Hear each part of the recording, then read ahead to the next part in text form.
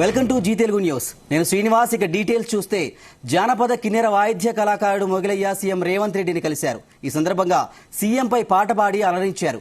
పుట్టిందో పులిపిల్ల పాలమూరు జిల్లాలోనా అంటూ పాట పాడారు. మొగిలయ్య పాటకు మంత్రముగ్ధుడైన సీఎం రేవంత్ ఆయన్ని అభినందించారు. 12 మెట్ల కిన్నెర పలికించే వారిలో మొగిలయ్య ఆఖరి తరం కళాకారుడు. 2022లో ఆయన్ను కేంద్ర ప్రభుత్వం పద్మశ్రీ అవార్డుతో సత్కరించింది.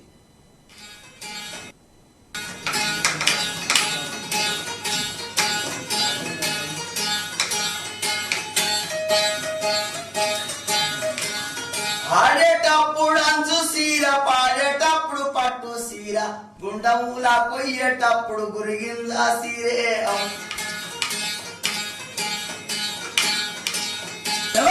పుట్టిండొక్క పులి పిల్ల పాలమూరి జిల్లా శబాష్, ఒక పులి పుట్టింది. పుట్టిండొక్క పులి పిల్ల పాలమూరి జిల్లాలో రాజ్యంపేట తాలూకాల కొండారెడ్డి పల్లెక పేదవాళ్ళ కోరకే నన్ను ముందు అడుగు పెట్టిండు ముఖ్యమంత్రి. ముందు అడుగు పెట్టి అన్న మాట తప్పడు, అడుగు ఇక్కి తీయడు. పేదవాళ్ళ కొరకే నేను ముందు అడుగు పెట్టిన్నాను. ఏది ఏమి అయినా సరే అన్న మాట తప్పనానే. నేను ఒక కవి కడుతున్న పాట.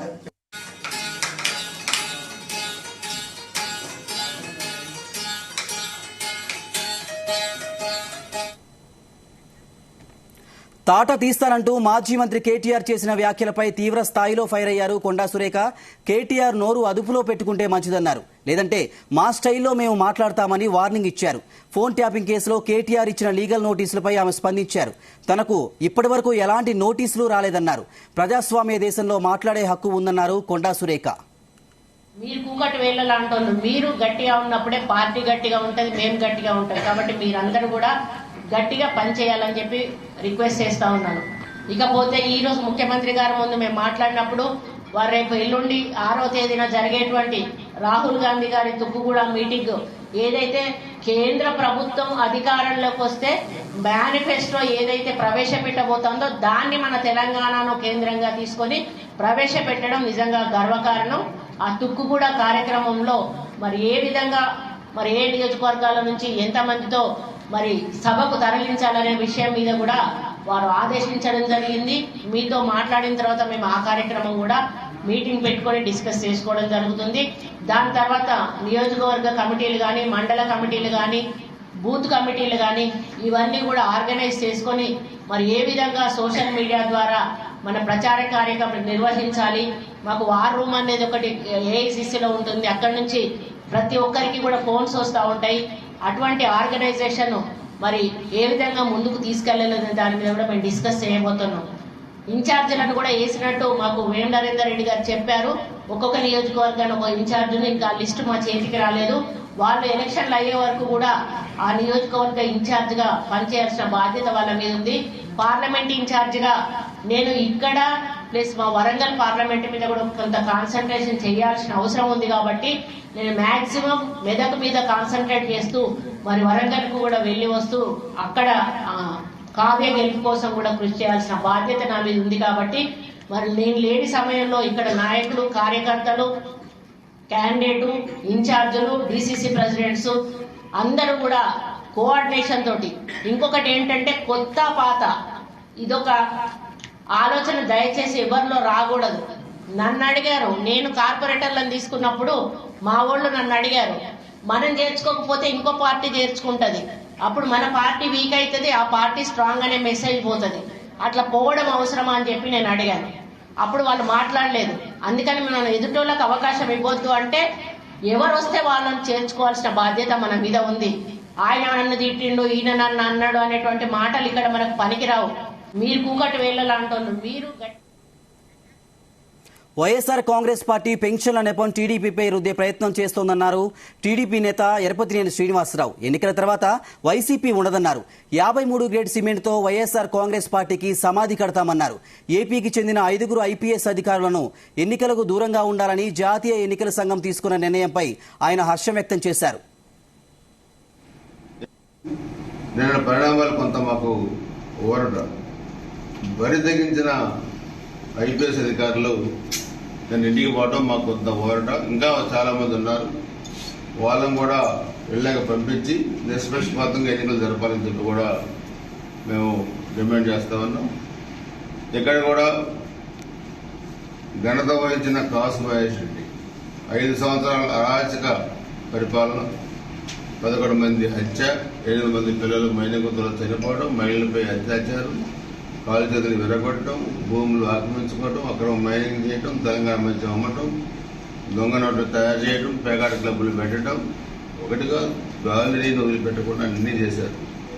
అందుకే పాపం ప్రజలు కూడా ఈ పాపాల భైరవుల్ని మే 13 ఇక మరలా లేవకుండా 53 గ్రేడ్ సిమెంట్ తోని శాస్త్ర సమాధి కట్టబోతున్నారు వైసీపీ ప్రభుత్వానికి. ఇంకా లేచే సమస్య లేదు. మొదటి ఎన్నికలు ఇదే, చివరి ఎన్నికలు ఇదే. ఎన్నికల తర్వాత వైసీపీ ప్రభుత్వం, వైసీపీ పార్టీ ఉండదు. ఈ పార్టీ ఇంకో పార్టీలో మెర్జ్ అయిపోద్ది. ఈ జగన్ శాశ్వతంగా జైలుకు పోతాడు. అందుకనే వైసీపీ వాళ్ళు కూడా కొద్దిగా కొవ్వు పెరిగితే మార్నింగ్ లేసి వాకింగ్, జిమ్కి వెళ్ళి పువ్వు తగ్గించుకోండి. ఒళ్ళు బలిస్తే, కళ్ళు నెంచుకెక్కితే అవి కూడా దించుకోండి. మీకు ఒత్తాస పలికి అధికారులు వాళ్ళ కళ్ళు కూడా దించుతాం, వాళ్ళ కూడా కంట్రోల్లో పెడతాం. అందుకని అన్నిటికీ ప్రజాస్వామ్యం ఉంది, డెమోక్రసీ. అంబేద్కర్ గారి రాజ్యాంగం అమలు కావాలి ఆంధ్రప్రదేశ్లో, కానీ భారతదేశం మొత్తం. తాత రాజారెడ్డి రాజ్యాంగం కాదు, అమలు చేయనీయం రాజారెడ్డి రాజ్యాంగాన్ని. అంబేద్కర్ గారి రాజ్యాంగమే అమలైంది. నిన్న పరిణామాలు కొంత మాకు ఊరట. బరి తెగించిన ఐపీఎస్ అధికారులు నేను ఇంటికి పోవడం మాకు. కాంగ్రెస్ పార్టీ విజయమే మాలల లక్ష్యమన్నారు మాల మహానాడు జాతీయ అధ్యక్షుడు జి చెన్నయ్య. నాగర్ కర్నూలు జిల్లా కొల్లాపూర్లో మీడియాతో మాట్లాడారు. నాగర్ కర్నూలు పార్లమెంట్ అభ్యర్థి మల్లు రవిని అత్యధిక మెజార్టీతో గెలిపించాలన్నారు. దళితుల అభ్యున్నతి కోసం గతంలో కాంగ్రెస్ పార్టీ కృషి చేసిందన్నారు. అందుకే కాంగ్రెస్ పార్టీకి మద్దతు తెలుపుతున్నామని చెప్పారు చెన్నయ్య. మాది కార్పొరేషన్, ఉపకులాల కార్పొరేషన్, బీసీల కార్పొరేషన్, అన్ని కార్పొరేషన్లు పెడతాని రేవంత్ రెడ్డి గారు చెప్పిండు. అదే విధంగా చేస్తాడని కూడా నమ్మకం. ఏదంటే మాట ఇచ్చినాక తప్పడు రేవంత్ రెడ్డి గారు. అందు గురించే కాంగ్రెస్ పార్టీ ఆ రోజులైనా ఇందిరాగాంధీ ఇండ్లు కానీ, డబుల్ బెడ్రూమ్లు కానీ, 3 ఎకరాల భూమి, సప్లాన్ నిధులు అంటే ఈ కేసీఆర్ ఉన్నప్పుడు ఎస్సీ కార్పొరేషన్ నిధులు మొత్తం తీసేసిండు, సప్లాన్ నిధులు తీసేసినా కూడా ఈ రోజు కాంగ్రెస్ పార్టీ ముందుకొచ్చి మేము మళ్ళా యథావిధిగా కొనసాగిస్తామని మాట ఇచ్చిండు రేవంత్ రెడ్డి అని కూడా మేము మనవి చేస్తున్నాం. అందు గురించనే కొనసాగాలి. మాకు ఏది దళితులకు కాంగ్రెస్ అంటేనే పెద్దపీట అయి కాంగ్రెస్ కు మాలలు బుధం మీద వేసుకొని గెలిపించిన ఘనత మాలలది ఉందని కూడా మనవి చేస్తున్నాను. అందు గురించనే పెద్దెత్తుల చేయాలని మాలలు ఎక్కడ ఉన్నా, ఏ పార్టీలో ఉన్నా, ఏ కథలో ఉన్నా కూడా మాలలు కాంగ్రెస్ పార్టీకి ఓటేయాలి. ఓటేసి ఎస్సీ బీసీ మైనార్టీలు కూడా ఏంటికి ఒక్కటే కాదు అన్ని కులాలు కలుపుకోపోయే ఘనత కాంగ్రెస్ పార్టీది. మల్లురావిది కూడా ఉంది. మల్లురావి ఏంటంటే అందరి కలుపుకొని పోతాడు మల్లురావి.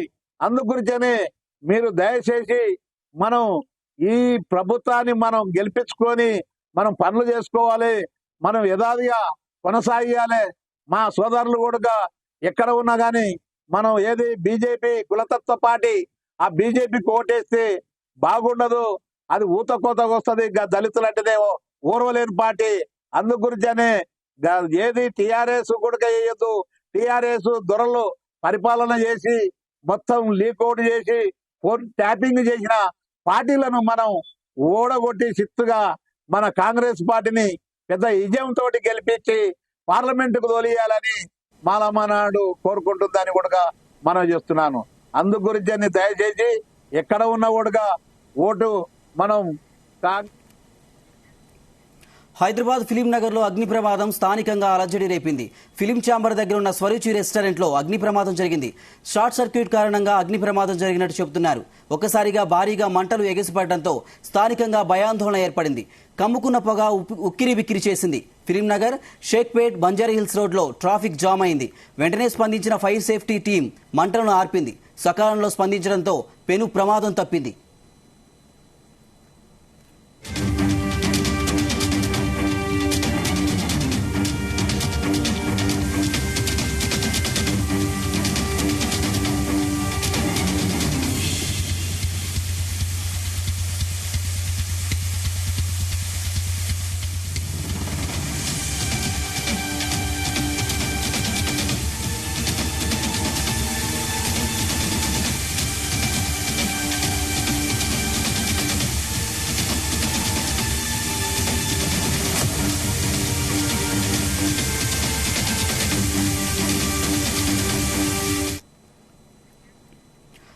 మాజీ సీఎం కేసీఆర్ పై తీవ్ర స్థాయిలో ఫైర్ అయ్యారు మంత్రి జూపల్లి కృష్ణారావు.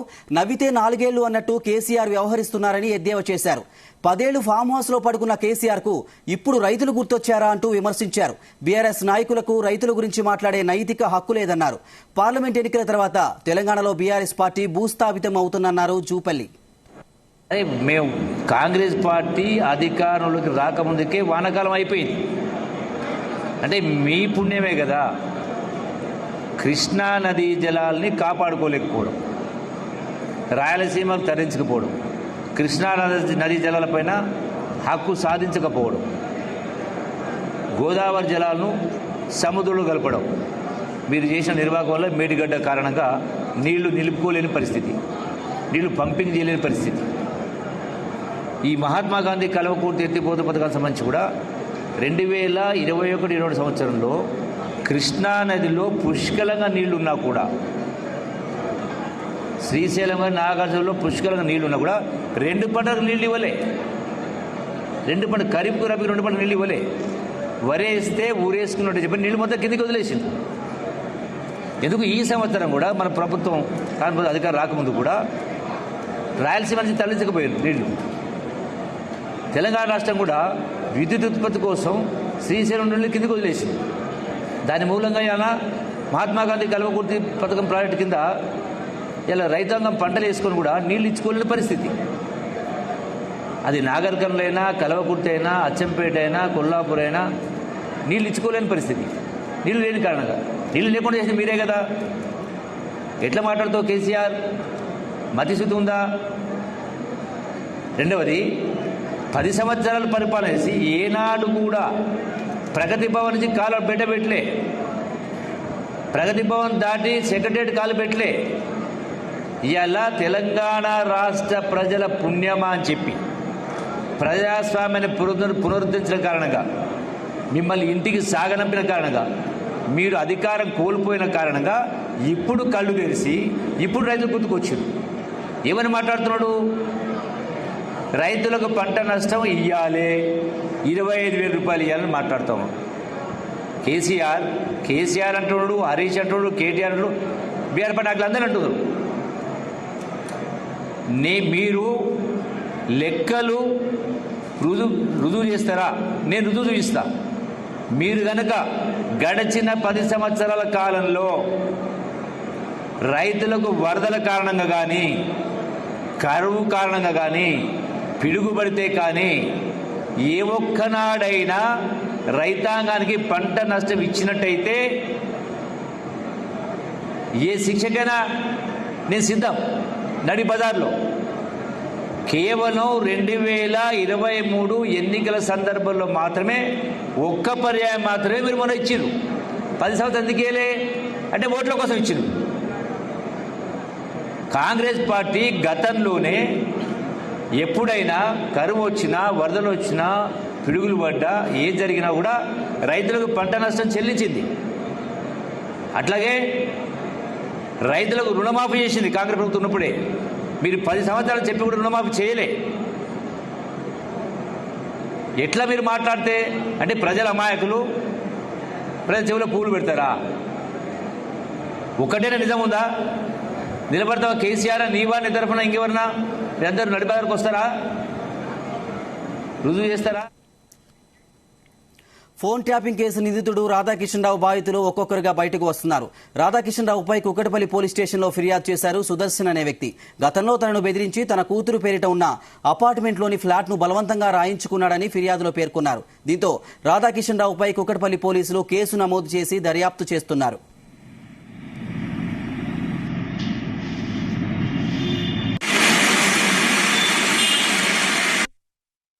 నేను గతంలో అపార్ట్మెంట్ డెవలప్మెంట్ దాంట్లో పార్ట్నర్షిప్లో చేస్తే ఆ ఫ్లాట్ని ఈ మాజీ డీసీపీ రాధాకిషన్ రావు వేరే వాళ్ళతో చేపించేశాడు.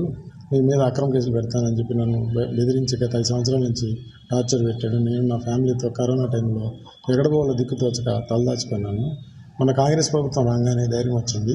మళ్ళీ ఆయన అరెస్ట్ కాగానే ఇంకా ధైర్యం వచ్చి నిన్న సైబరాబాద్ సిపి అవినాష్ మంత్ గారిని కలిశాను. ఆయన దేవుళ్లాగా నన్ను ఆదరించి ఆయన కన్సర్న్ పోలీసులకు చెప్పారు. అక్కడికి వెళ్ళి కలవమన్నారు. కలిశాను. వారు ఇటు విషయంలో కేసు నమోదు చేసి నాకు సహాయపడుతున్నారు. పోలీసు వారికి, ఇప్పుడున్న పోలీసు వారికి, మీడియా మిత్రులకి నా ధన్యవాదాలు. నాకు న్యాయం చేసేటట్టుగా చూడవలసిందిగా కోరుతున్నాను. నేను గతంలో నల్గొండ జిల్లా నందికొండ నాగార్జున సాగర్ మున్సిపాలిటీలో దారుణం జరిగింది. మున్సిపల్ అధికారుల నిర్లక్ష్యంతో విజయ్ విహార్ పక్కన ఉన్న వాటర్ ట్యాంకులో 30 నుంచి 40 కోతులు మృతి చెందాయి. వాటర్ ట్యాంకుపై ఉన్న మూత తెరిచి ఉండడంతో లోపలికి వెళ్లిన కోతులు బయటికి రాలేక అందులోనే మృతి చెందినట్టు తెలుస్తోంది. అయితే కొన్ని రోజులుగా కోతులు చనిపోయిన నీళ్లనే ప్రజలకు తాగడానికి సరఫరా చేస్తున్నారు మున్సిపల్ అధికారులు. విషయం తెలియక అవే నీటిని తాగుతున్నారు ప్రజలు.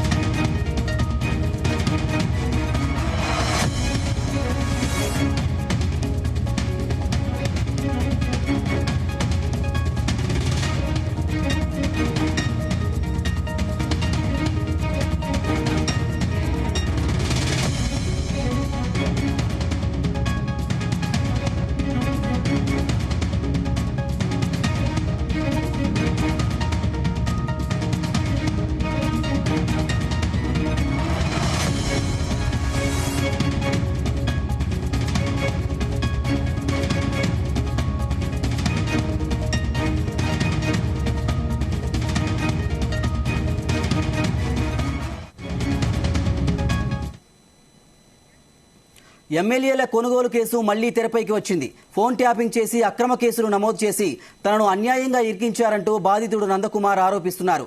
డీజీపీ ఇచ్చిన ఫిర్యాదుపై సమగ్ర విచారణ జరిపితే బీఆర్ఎస్ నాయకుల పేర్లు బయటకు వస్తాయన్నారు. ఎమ్మెల్యే కొనుగోలు ఎపిసోడ్ మాజీ సీఎం కేసీఆర్ డైరెక్షన్లోనే జరిగిందంటున్న నందకుమార్తో Raviteja face to face. Phone tapping episode రోజుకో మలుపు తిరుగుతా ఉంది.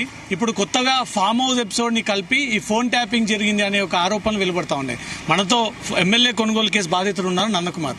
మీరు మొదటి నుంచి మీ ఎపిసోడ్ లో మీ పైన కేసుల నమోదు సంబంధించి అక్రమ కేసులు ఫోన్ ట్యాపింగ్ చేశారంటూ పక్కాగా ఆధారాలు ఉన్నాయి. అవి డీజీపీ కూడా ఫిర్యాదు చేశారు. ఎందుకు మీ ఫిర్యాదును స్వీకరించి దానిపైన విచారణ జరపలేదు? ఇప్పుడు రాధాకిషన్ అదుపులోకి వచ్చిన తర్వాత ఫామ్ హౌస్ ఎపిసోడ్ ని తీసుకొస్తున్నారు బయటికి. ఫామ్ హౌస్ స్టోరీ అంటే నేను గత డిసెంబర్లోనే డీజీపీ గారిని కలిసి నేను ఒక కంప్లైంట్ చేయడం జరిగిందండి.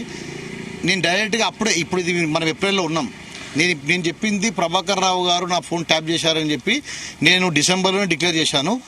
తర్వాత రాధాకిషన్ రావు అనే వ్యక్తి కూడా దాని లోపల నా మీద అక్రమ కేసులు పెట్టిండు, అక్రమ కేసులు పెట్టి ఇట్లా కేసులు పెట్టి అని చెప్పి ఆయన పేరు కూడా చెప్పడం జరిగింది. తర్వాత జిహెచ్ఎంసీ అధికారులు కూడా నా హోటల్ కూల్చివేత జరిపింది అని చెప్పాను. సో దీని లోపల తెలుసుకునేది ఏంటంటే, నా హోటల్ కూల్చివేయడానికి ఆర్డర్ ఎవరు ఇచ్చిండ్రు, ఫోన్ ట్యాపింగ్ చేయమని చెప్పి ఆర్డర్ ఎవరు ఇచ్చిండ్రు, అసలు ఈ ఆడియో 1, ఆడియో 2, ఆడియో 3 అనేవి బయటికి ఎట్లా వచ్చినాయి, ఈ అంటే అంతకుముందే ఎమ్మెల్యే ఫోన్లు ట్యాప్ చేశారా, లేకపోతే నా ఫోన్ ట్యాప్ చేశారా, అసలు ఎవరు ట్యాప్ చేశారనేది ఎంక్వైరీ చేయమని చెప్పి నేను డీజీపీ గారిని కోరడం జరిగింది. సో ఇంకొక విషయం ఏంటంటే, ఇప్పుడు అప్పుడున్న ఆఫీసర్లు రాధాకిషన్ రావు గారు, ప్రభాకర్ రావు గారు కదా, గవర్నమెంట్ నడవాలంటే చాలామంది ఆఫీసర్స్ ఉంటారు. అప్పుడు ఒక సిట్ అని ఫామ్ చేసిండ్రు. ఆ సిట్లో ఎవరెవరు ఆఫీసర్స్ ఉన్నారు, మరి వీళ్ళందరూ తెలియకుండానే ఫోన్ ట్యాపింగ్ జరిగిందా, వీళ్ళందరికీ తెలిసే జరిగిందా, అప్పుడున్న మహేందర్ రెడ్డి గారు డీజీపీ గారికి తెలిసే జరిగిందా, తెలియకుండా జరిగిందా? సో ఇవన్నీ కూడా ఎంక్వైరీ చేయాల్సిన అవసరం ఉన్నాయి. ఒకరి మీదనే చెప్పడం కాదు కదా. దీంట్లో ఎవరో ఉన్నారు, అసలు వాళ్ళందరికీ నాలెడ్జ్తో చేసిందా, నాలెడ్జ్ లేకుండా చేశారా? నా మీద కేసులు పెట్టారు. అప్పుడున్న సిట్ ఇన్ఛార్జ్కు తెలియకుండా నా మీద కేసులు పెట్టారా? నా మీద ఎన్డీపీఎస్ కేసులు పెట్టారు, ఎస్సీ ఎస్టీ కేసులు పెట్టారు. అప్పుడున్న సైబరాబాద్ కమిషనర్ స్టీఫెన్ రవీంద్ర గారు ఉన్నప్పుడు నా మీద ఎస్సీ ఎస్టీ కేసు జరిగింది, నా మీద, నా వైఫ్ మీద. సో ఆ ఎస్సీ ఎస్టీ కేసు జరిగింది అంటే వీళ్ళందరికీ డీజీపీ గారికి కానివ్వండి, సైబరాబాద్ కమిషనర్ గారికి కానివ్వండి, సిట్ ఇన్ఛార్జ్ కానివ్వండి, వీళ్ళందరికీ తెలియకుండా జరిగాయా, వీళ్ళందరికీ తెలిసే జరిగాయా? ఇవన్నీ ఎంక్వైరీ చేయమని చెప్పి నేను డీజీపీ గారిని కోరిన. నా విషయంలో 3 విషయాలు ఉన్నాయండి. ఒకటి, నా ఫామ్ హౌస్లో ఫోన్లు ట్యాప్ అయ్యాయి. ఫోన్లు ట్యాప్ అయినప్పుడు ఎమ్మెల్యే ఫోన్లు ట్యాప్ అయ్యాయా, నా ఫోన్లు ట్యాప్ అయ్యాయా, అందరి ఫోన్లు ట్యాప్ అయ్యాయా? ఈ ఫోన్ ట్యాపింగ్ చేసింది ఎవరు? రాధాకిషన్ రావా, ప్రభాకర్ రావా, ఇంకో రావా, ఎవరు చేసి చెప్పండి. అదొకటి అడిగాను. రెండో విషయం, నా హోటల్లో డిస్మెంటల్ చేసి నా మీద అక్రమ కేసులు పెట్టారు. ఈ రోజు వరకు కూడా నా అక్రమ కేసుల్లో నేను తిరుగుతున్నాను. నా మీద ఇంత పగబట్టి అక్రమ కేసులు పెట్టడానికి కారణం ఏముంది? మూడోది, జిహెచ్ఎంసీ అధికారులకు ఎవరు ఆర్డర్ ఇచ్చారని ఆ రోజు కూడా చెప్పాను. ఇక్కడ క్లియర్గా అందరికీ అన్నీ తెలుసు. జ్యుడిషియల్లో ఉన్న వాళ్ళకి తెలుసు, ఈరోజు పాలిటిక్స్లో ఈరోజు ఉన్న కొత్త గవర్నమెంట్కి తెలుసు, పాత గవర్నమెంట్కి తెలుసు, ఎవరు చేయించారని తెలుసు. కానీ దాని మీద ఒక సమగ్రమైన విచారించామని చెప్పాను. ఇంకొక ట్విస్ట్ పాయింట్ ఏంటంటే, సరే ఈ phone tapping case Naga Chaitanya and Samantha కూడా సంబంధించిన విడాకులు కూడా అయిందని అంటున్నారు. ఓకే, అది అవుట్ ఆఫ్ ద మ్యాటర్, కానీ అది కూడా ఫోన్ ట్యాపింగ్ వల్ల జరిగింది అంటున్నారు. సో ఆ ఫోన్ ట్యాపింగ్ జరగడానికి అసలు ఆ నాగ చైతన్యకు సమంత ఎవరితో మాట్లాడుతుంది అని వినడానికి ఈ ఆడియో టైప్ ఎవరు ఇచ్చారు? సో ఈ రానా అండ్ బ్యాచ్ ఉంటారు, కొంతమంది సాయంత్రం రానా బ్యాచ్ ఉంటారు. ఈ రానాకు అప్పుడున్న గవర్నమెంట్లో పెద్దవాళ్ళకి ఎవరెవరికి లింక్ ఉందని తెలవాలంటే దగ్గుబాటి వెంకటేష్ గారు, దగ్గుబాటి సురేష్ బాబు గారు, రానా, ఈ ముగ్గురివి ఆ రోజు నా హోటల్ డిస్పెండల్ జరిగినప్పుడు నేను అరెస్ట్ అయినప్పటి నుంచి ఒక 1 month వరకు కాల్ డేటా తీపిస్తే అన్ని ఆధారాలు బయటకు వస్తాయండి. వాళ్ళతో ఎవరు మాట్లాడారు? టాస్క్ ఫోర్స్ రాధాకిషన్ రావు అనే వ్యక్తి టాస్క్ ఫోర్స్ హైదరాబాద్ సిటీకి సంబంధించిన వ్యక్తి. మీ కేసు జరిగింది సైబరాబాద్ లో, కమిషనరేట్ వేరు. రాధాకిషన్ రావు ఆ పరిధి దాటి మీ దగ్గరకు వచ్చి మీ ఎపిసోడ్ లో అంత ఇంట్రెస్ట్ ఎందుకు ఆయనకు? అసలు అదేనంటున్నాడు కదా, నా హోటల్ డిస్మెంటల్ చేయడానికి రాధాకిషన్ రావుకి ఏం సంబంధం ఉంది? హైకోర్టులో జడ్జి కూడా, హైకోర్టు వాళ్ళు కూడా అదే అడిగారు కదా. అసలు మీకు జూబ్లీహిల్స్ పోలీస్ కానీ, బంజారాహిల్స్ పోలీస్ కానీ, టాస్క్ ఫోర్స్ వాళ్ళకి కానీ ఎలాంటి సంబంధం ఉంది? ఎందుకు మీరు అక్కడికి వెళ్ళారు? అసలు మేము హైకోర్టు ఆర్డర్ ఇచ్చినప్పుడు, హైకోర్టు తెలంగాణలో కోర్టు ఉంది, సిటీ సివిల్ కోర్టు ఉంది, హైకోర్టు ఉంది, క్రిమినల్ కోర్టులు ఉన్నాయి. మా ఆర్డర్లు ఉల్లంఘించి అంత తొందరగా మీకు హోటల్ పడేయాల్సిన అవసరం ఏమొచ్చింది అని చెప్పి వాళ్ళ మీద అందరి మీద కంటెంప్ట్ వేశారు. ఈ కంటెంప్ట్లో దగ్గుబాటి బ్రదర్స్ హీరో వెంకటేష్ కూడా కంటెంప్ట్లో కలపడం జరిగింది. సో నేనేమంటాను అంటే, ఇంట్రెస్టింగ్ పాయింట్ ఏంటంటే, అసలు ఈ రాధాకిషన్ రావు అంటే నాకు సైబరాబాద్కి ఏం సంబంధం? సైబరాబాద్కి వచ్చి ఆయన ట్యాపింగ్ ఎట్లా చేశాడు? అసలు నా ఫోన్ వచ్చిందండి బయటికి, ఆడియో 1, ఆడియో 2, ఆడియో 3 ఫోన్ ఎక్కడున్నప్పుడు ట్యాప్ చేశారు. నేను మొయినాబాద్ నుంచి మా పరిగి వెళ్ళా, ఒక రోజు పరిగి వెళ్ళినప్పుడు ట్యాప్ చేశారా? సర్వర్ రూమ్స్ ఎక్కడ పెట్టారు? నా ఫోన్లు ఎక్కడెక్కడ ఉన్నప్పుడు ట్యాప్ చేశారు? ఇదంతా తీయాలి కదండి. సో అది తీయండి. తర్వాత దీనికి సంబంధించిన ఇప్పుడు నా హోటల్లో ఆల్రెడీ కోర్టు ఆర్డర్ ఉండగా కూడా, మీకు మీ ప్రెస్ మిత్రులు అందరికీ తెలుసు, కోర్టు ఆర్డర్ ఉండగా కూడా ఆల్రెడీ డిస్మెంటల్ చేశారు లాస్ట్ నవంబర్లో, 22 నవంబర్లో. మొన్న డిసెంబర్లో వేరే వాళ్ళకి లీజ్కి ఇస్తున్నారని చెప్పి నేను ఆల్రెడీ కంప్లైంట్ డీజీపీ గారికి చేయడం జరిగిన. ఇంతవరకు కమిషనర్ గారు, డీజీపీ గారు నా కంప్లైంట్ ఎందుకు రిజిస్టర్ చేస్తలేరు? 3 months నుంచి తిరుగుతున్నాను, సార్ కంప్లైంట్ రిజిస్టర్ చేయండి అని చెప్తే. సినిమా హీరోలు వెళ్ళి రేవంత్ రెడ్డి గారిని కలిసేంత మాత్రంలో కంప్లైంట్స్ రిజిస్టర్ చేయరా అండి? అంటే వాళ్ళు ఏం చెప్పుకుంటున్నారు బయట, మాకు ఏ ప్రభుత్వం ఉన్నా మాకు అండదండలు ఉన్నాయి, గత ప్రభుత్వంతో మాకు అండదండలు ఉన్నాయి, ఈ ప్రభుత్వంతో మాకు అండదండలు ఉన్నాయి అని చెప్పి బయట మార్కెట్లో చెప్పుకుంటున్నారు. సో నేనేమంటున్నాను అంటే, నాకు కంప్లైంట్ తీసుకోండి, వాళ్ళకి కాల్ డేటా తెప్పియండి, వాళ్ళకి నోటీసులు ఇవ్వండి, వాళ్ళని ఎంక్వైరీ చేయండి. ఎంక్వైరీ చేస్తే అసలు విషయాలు బయటకు వస్తాయి. ఎమ్మెల్యే కొనుగోలు ఎపిసోడ్కి సంబంధించి దీనిపై సమగ్ర విచారణ జరిపితే అప్పటి బీఆర్ఎస్ ప్రభుత్వంలో ఉన్నటువంటి అధినాయకుల పేర్లన్నీ కూడా వెలుగులోకి వస్తాయి. గతంలో పనిచేసినటువంటి ఉన్నతాధికారుల పేర్లు కూడా వెలుగులోకి వస్తాయి. ప్రభాకర్ రావు, రాధాకిషన్ రావు డైరెక్షన్లోనే ఎమ్మెల్యే కొనుగోలు ఎపిసోడ్ జరిగింది అంటూ కూడా బాధితుడు గతంలోనే డీజీపీకి ఒక ఫిర్యాదు అందజేయడం జరిగింది. ఇప్పుడు కూడా ఎమ్మెల్యే కొనుగోలు కేసుకి సంబంధించి ఈ ఫోన్ ట్యాపింగ్ వివరాల్లో తనను పిలిచి తన వివరణ తీసుకుంటానంటే కూడా ఖచ్చితంగా నేను పోలీసులకు సహకరించి ముందుకొచ్చి ఆ వివరాలు అందజేస్తానంటూ మాత్రం బాధితుడు నందకుమార్ అంటున్నారు. కెమెరా పర్సన్ కృష్ణతో రవితేజ. రాష్ట్ర ప్రభుత్వం వద్ద ఖజానా ఖాళీగా పెట్టుకుని చంద్రబాబుపై నెపాన్ని నెట్టేందుకు సీఎం జగన్ ప్రయత్నిస్తున్నారని ఆరోపించారు గూడూరు మాజీ ఎమ్మెల్యే పాసెం సునీల్ కుమార్. వాలంటీర్లు ప్రజలకు ప్రభుత్వానికి మధ్య వారధిగా ఉండాలి కానీ ఒక రాజకీయ పార్టీకి అనుకూలంగా ఉండొద్దన్నారు. టీడీపీ అధికారంలోకి వచ్చాక వాలంటీర్ల జీవితాల్లో వెలుగును నింపుతామంటున్న గూడూరు మాజీ ఎమ్మెల్యే పాసెం సునీల్ కుమార్తో మా జీ న్యూస్ ప్రతినిధి Mallikarjun face to face. Andhra Pradesh వ్యాప్తంగా అయితే ఇప్పుడు పింఛన్ల గొడవ ఎక్కువగా ఉంది. అయితే వాలంటీర్ వ్యవస్థని ఎన్నికల కమిషన్ మాత్రం వాలంటీర్లు పాల్గొనకూడదు పింఛన్లు అని చెప్పడం.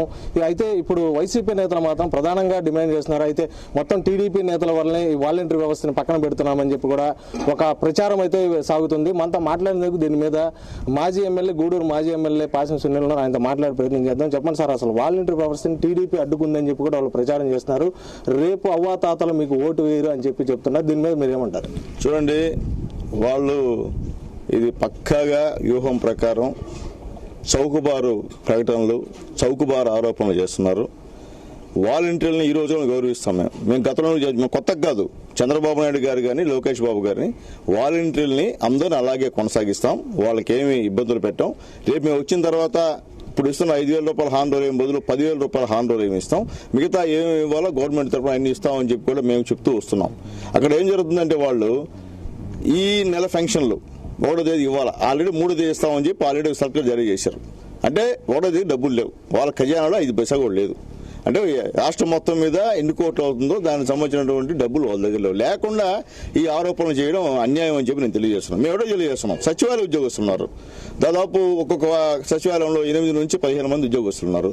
మేము సచివాలయ ఉద్యోగస్తుల్ని ఇంటికి వెళ్ళి వాలంటీర్ల స్థానంలో వాళ్ళు ఇంటికి వెళ్ళి మేము ఫెన్షన్ అవాతాతల ఫెన్షన్ అని చెప్పి మేము డిమాండ్ చేస్తున్నాం. ఎలక్షన్ కమిషన్ కూడా అదే ఇచ్చాం. మేము ఏం చెప్తున్నాం, వాళ్ళు ఏమంటున్నారంటే వాలంటీర్లు అందరూ వాలంటీర్లు చెప్పడం లే, కొంతమంది వాలంటీర్లు పక్క వైఎస్ఆర్సీపీ సంబంధించిన కార్యకర్తలు ఉన్నారు. అలాంటి వాళ్ళపైన ఎవరన్నా ఆరోపణలు చేస్తాం లేకపోతే రిపోర్ట్ పెడతాం తప్ప అందరూ వాలంటీర్ మీద పెట్టే సమస్య లేదు. మా వల్ల అయితే ఆగే పరిస్థితి లేదు. మేము ఆ యొక్క సచివాలయ సిబ్బంది ఇచ్చి ఇంటింటికి పంచమని చెప్తున్నారు బాబు గారు కానీ మేము కానీ. ఈ రోజు కూడా ప్రతి ఎండిఓ గారికి మేమందరం కూడా తెలుగుదేశం పార్టీ తరఫున ఒక రెప్రజెంటేషన్ ఇచ్చాం. అంటే ఈ యొక్క సచివాలయ సిబ్బందిని తీసుకెళ్లి ఇంటింటికి పంచమని చెప్పి, అదేమంటే ఉదయాన్నే మేము ఇస్తా ఉన్నారు. డబ్బులు వేస్తే కదా 1వ తేదీ డబ్బులు వేయాలా, అడ్మిన్ ఖాతాకి డబ్బులు రాలా, సెక్రటరీస్ ఖాతాకి డబ్బులు రాలా, ఇంక నువ్వు డబ్బులు ఇచ్చేది నువ్వు వాళ్ళు డబ్బులు లేకుండా అబద్ధం చెప్పి ఏదో మభ్య పెట్టి తెలుగుదేశం పైన ఆ యొక్క నెపాన్ని వేయాలని చెప్పి ఈ వైఎస్ఆర్సీపీ నాయకులు అలాగే పెద్ద నాయకులు కూడా ఈ విధంగా అబద్దాలు చెప్పడం నిజంగా అసహ్యమైన పరిస్థితి. రాజకీయం చేయాలా, మరి ఈ విధంగా నీచ రాజకీయాలు చేయకూడదని చెప్పి నేను తెలియజేస్తున్నాను. ఒకటి సార్, ప్రధానంగా కూడా సాక్షాత్ సిఎస్ కూడా ఖజానాలో డబ్బులు ఉన్నాయి కానీ మాత్రం 1వ తేదీ కాకుండా 2వ తేదీ ఇస్తాము, ఈ లోపల అబద్ధ ప్రచారాలు చేసుకుంటున్నారని చెప్పి కూడా సిఎస్ అంటున్నారు. అలాగే చూసుకున్నా కూడా సజ్జల రామకృష్ణారెడ్డి కూడా ఒక ప్రధానంగా కూడా టీడీపీ లాగా అడ్డుపట్టడంతోనే వాలంటీర్లను పక్కన పెట్టాల్సి వచ్చింది. లేకపోతే ఎన్నికల కమిషన్ దృష్టికి తీసుకువెళ్ళకపోతే 1వ తేదీ మాత్రం మేము పింఛన్ ఇచ్చాము అంటున్నారు. దాని మీద మీరేమంటారు? అంటే వాళ్ళు చెప్పడం ఏంది, ఈ రాజ్యం అన్న వాళ్ళ తాతలదా వీళ్ళు ఇష్ట ప్రకారంగా చేస్తారా? ఎలక్షన్ కోడ్ ఉన్నప్పుడు మీరు వాలంటీర్ల ద్వారా ఎట్లా ప్రచారం చేశారు ఇంటింటికి చెప్పండి, మీ ఇష్టమా? అంటే మీరేమనుకుంటుందా? ఇప్పుడు దాకా చేశారు, మొత్తం స్మగ్లింగ్ చేశారు. ఉదాహరణకి గూడూరులో అయితే ఇసుక, సిలికా ప్లస్ క్వార్జ్ మొత్తం ఇష్టం ప్రకారం దోచుకున్నారు. ఈ రోజు కూడా అట్లే పోతున్నాయి. క్వాలిటీ సంబంధించినటువంటి లారీలు పోతున్నాయి, ఇసుక సంబంధించినటువంటి లారీలు పోతున్నాయి, గ్రావెల్ సంబంధించిన లారీలు పోతున్నాయి. మీ ఉద్దేశం ఏంది? మీరు గతంలో ఏ విధంగా దోపిడీ పరిపాలన చేస్తారో ఆ విధంగానే మీకు దోపిడీ పరిపాలన చేస్తే మాత్రం ఎలక్షన్ కమిషన్ మంచిది. లేదు మీరు రాజకీయంగా వాళ్ళని వాలంటీర్లు వాడుకోవద్దా అని మీకు సలహా ఇస్తే మాత్రం వాలంటీర్ వ్యవస్థ చెడ్డది, ఎన్నికల కమిషన్ చెడ్డది అని చెప్పి మీరు అంటున్నారు. నేను చేస్తున్నాం. ఈరోజు వాలంటీర్ కూడా చెప్తున్నాం, దండం పెట్టి చెప్తున్నాం అందరికి కూడా, బాబు మీరు ఆ ఉచ్చులో పడద్దు. మీరు వాలంటీర్ అనేవాళ్ళు ప్రజలకి ఆ యొక్క గవర్నమెంట్కి ఉన్నటువంటి మధ్య సారథులు, మీరు వారధులు. మీరు ఏదైనా గవర్నమెంట్ కార్యక్రమాలు వస్తే మీరు చేయండి, మీరు కాదంటంలే, కానీ వన్ సైడ్ మీరు ప్రచారం చేయదని తెలియజేస్తున్నాం. ఈరోజు వాలంటీర్లు అంటే కొంతమంది పక్కాగా మేము రాజీనామా ఇచ్చేస్తున్నాం, దాదాపు 1200 మంది వాలంటీర్లు ఇచ్చారని చెప్పి టీవీలో చూసా. ఇవ్వాల్సిన అవసరం లేదు. రేపు మేము గవర్నమెంట్ వస్తే వాళ్ళు ఎవరిని తీయం, వాళ్ళందరినీ కూడా జాయిన్ అవ్వమని చెప్పి తెలియజేస్తున్నాం. ఈ యొక్క ఎలక్షన్ కోడ్ ఉంది కాబట్టి అప్పుడు ఈ వాలంటీర్ని ఈ ఫింక్షన్ విధానంలో నుంచి కొద్దిగా పక్కకు పెట్టి సచివాలయ ఉద్యోగస్తులను ఉపయోగించుకోమని, ఇది పొలిటికల్ పార్టీ మేము పొలిటికల్ పార్టీగా మాకున్న స్టాండ్ మాకు ఉంటుంది కదా. అట్లా మినిస్టర్ ప్రకారం వైఎస్ఆర్సీపీ చెప్పినట్టు అనుకున్నాం అంటే మేము వైఎస్ఆర్సీపీ నాయకుల దగ్గర మేము పనిచేసేవాళ్ళం కాదు కదా. కాబట్టి ఒక సిస్టమ్ ఉంది, ఆ సిస్టమ్ ప్రకారం పొమ్మని చెప్తున్నాం. మీకైతే ఏమీలే, అదుపులే, ఆజ్ఞలే, ఎలక్షన్ కమిషన్ లెక్కలే, ఏమిలే. ఈరోజు మినిస్టర్ ప్రకారం ప్రచారాలు చేస్తున్నారు, అట్లే అంతా చట్టాన్ని ఉల్లంఘిస్తున్నారు. అంటే మేము ఎవరు ఉల్లంఘించినా అడగకూడదు మీరు. ఎందుకంటే ఇప్పుడు ఆల్రెడీ కొన్ని దగ్గర మీరు పెట్టిన అధికారులే ఉన్నారు, వాళ్ళు కూడా ఈ రోజు కూడా అదే విధంగా ప్రవర్తిస్తున్నారు. ఆ అధికారులందరినీ కూడా మేము నోట్ చేసుకుంటాం ఖచ్చితంగా. వాళ్ళని రేపు గవర్నమెంట్ ఇచ్చిన తర్వాత మీరు ఏ విధంగా మమ్మల్ని ఇబ్బంది పెట్టారో అది ఏ విధంగా ఉంటుందో అది కూడా మీరు చూద్దరు త్వరలో. ఇప్పుడు మీరు టీడీపీ అధికారంలోకి వస్తే వాలంటరీ వ్యవస్థ సంబంధించి ఇప్పుడు ఇచ్చే 5,000 కాకుండా మరో పెంచుతామంటున్నారు. ఎంత పెంచుతారు? అది ఖచ్చితమైన ఇది మాటలు ఎలక్షన్ మాటలేనా, లేకపోతే అధికారంలోకి వస్తే ఖచ్చితంగా నెరవేరుస్తారు హామీ? ఇది జగన్ గారి ప్రభుత్వం కాదు, మాటలు చెప్పి జనాల్ని మోసం చేసేదానికి. ఇది చంద్రబాబు నాయుడు గారి ప్రభుత్వం, చెప్పింది చేసే ప్రభుత్వం. ఖచ్చితంగా ఇప్పుడున్న 5,000తో ఇంకొక 5,000 కలిపి వాళ్ళకి హానరోరియం గౌరవ వేతనం ఇచ్చేదానికి తెలుగుదేశం పార్టీ సిద్ధంగా ఉంది. మేమైతే ఎవరిని తీయము వాలంటీర్లని. మరీ మీరు పచ్చిగా మీకు రాజకీయం తలకెక్కేసి మీరు పిచ్చిగా మినిస్టర్ ప్రకారంగా ఉంటే మాత్రం అది తప్పదు. అయితే ఇది మొత్తం చూసుకున్నా కూడా వాలంటరీ వ్యవస్థ మాత్రం ఖచ్చితంగా టీడీపీ అధికారంలోకి వస్తే మాత్రం 5,000తో కలిపి మరో 5,000ని కూడా 10,000ని గౌరవ వేతనం అందజేస్తామని, అలాగే చూసుకున్నా కూడా ఏకపక్షంగా రాజకీయాలు చేస్తే మాత్రం ఆ వాలంటరీ మీద చర్యలు తీసుకోవడం మాత్రం ఖచ్చితంగా ఉంటుంది. అలాగే అధికారుల మీద కూడా చర్యలు తీసుకుంటామని చెప్తున్నారు. అయితే ఖజానాలో మాత్రం డబ్బులు లేకుండానే కావాలని టీడీపీ మీద నెపం వేస్తున్నారని వైసీపీ నేతల మీద కూడా ఆయన మండిపడుతున్నారు. ఇది ఇక్కడ తాజా సమాచారం. అయితే వీడియో జర్నలిస్ట్ ఆరిఫ్తో మల్లికార్జున్, జీ తెలుగు న్యూస్, గూడూరు. ఇవి bulletin updates. Keep watching Zee Telugu news. నిజం నిక్కచ్చిగా.